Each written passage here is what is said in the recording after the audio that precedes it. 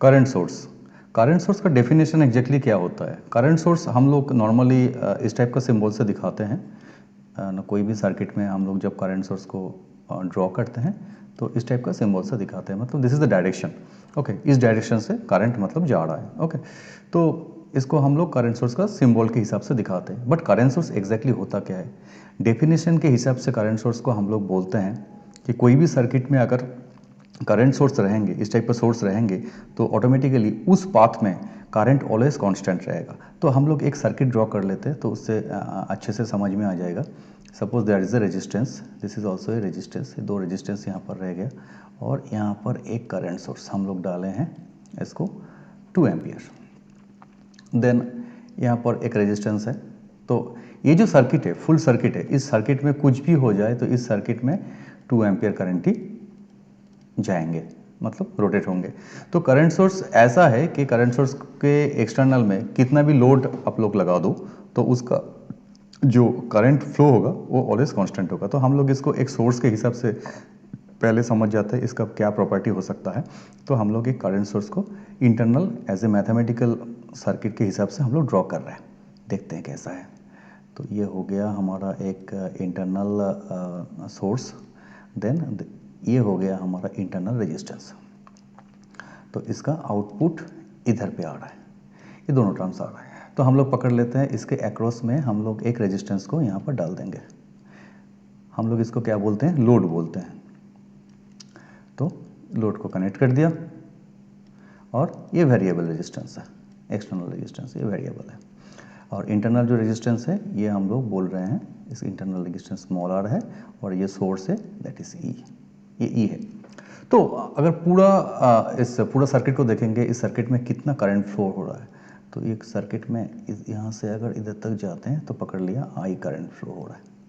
तो I current को हम लोग इक्वेशन करेंगे I equal to V by R, हम लोग सभी लोग जानते हैं, जस्ट यहाँ पर थोड़ा सा गड़बड़ हो गया, I equal to V by R. Now ये जो आर है इस सर्किट में टोटल रेजिस्टेंस कितना है, और ई वी जो वोल्टेज सोर्स है ये कितना है, ये ई है यहाँ पर। तो यहाँ पर इसको लिख देते हैं ई, और आर है small R plus capital R, so small R plus capital R यहाँ पर लिख देते हैं। तो इसमें ये सर्किट हमारा अभी डेवलप हुआ है। अगर यहाँ पर हम लोग एक बेसिक कॉन्सेप्ट मानते हैं, ये टोटल जो रेजिस्टेंस है आर प्लस कैपिटल आर, ये जो टोटल रेजिस्टेंस है, ये टोटल रेजिस्टेंस में अगर ये बाहर का जो रेजिस्टेंस है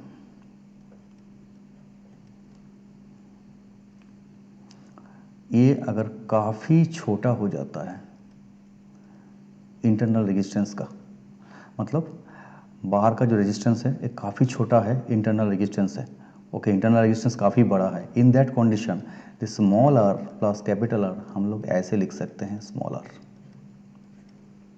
सो इस इक्वेशन को अगर यहाँ पर हम लोग लिखेंगे तो ये हो जाएगा E divided by small R. तो इसका ये मतलब हुआ यहाँ से जितना भी करंट जा रहा है, यहाँ का रेजिस्टेंस कुछ भी हो जाए, आउटपुट का रेजिस्टेंस कुछ भी हो जाए, ये करंट ऑलवेज ये E बाई आर ही होगा, दैट E बाई आर ही इसका करंट आएगा। तो यही हो जाता है हमारा करंट सोर्स, इसी को हम लोग करंट सोर्स बोलते हैं। तो करंट सोर्स का मतलब ये हुआ, करंट सोर्स का जो मेन प्रॉपर्टी वो आ रहा है, करंट सोर्स का internal resistance is very weak. तो that is I am just writing again, internal resistance of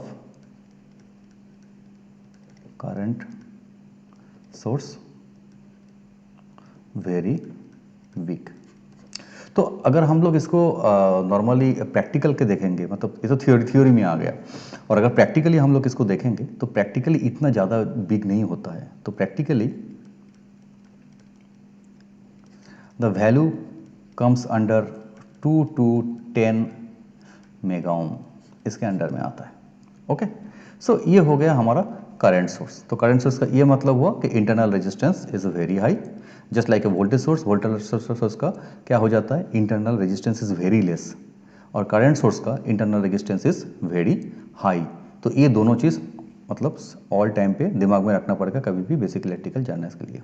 okay, that's it.